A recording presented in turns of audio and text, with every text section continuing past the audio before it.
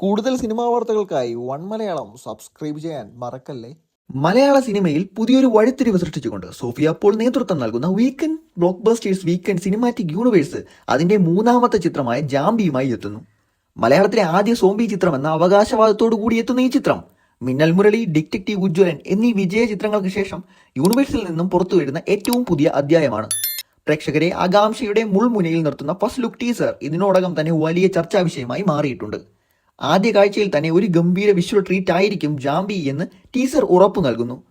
ത്രില്ലും ഭയവും ഒരുപോലെ ഇടകലർത്തി അവതരിപ്പിക്കുന്ന ടീസർ സിനിമയെക്കുറിച്ചുള്ള പ്രതീക്ഷകൾ വാനോളം ഉയർത്തുന്നുണ്ട്.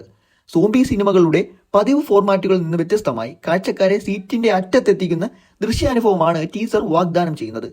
ഭീകരതയും സസ്പെൻസും സമന്വയിപ്പിച്ച് അപ്രതീക്ഷിത സംഭവങ്ങളിലൂടെ കടന്നുപോകുന്ന കഥാഗതിയുടെ ഒരു നേർചിത്രം ടീസറിൽ വ്യക്തമാണ്.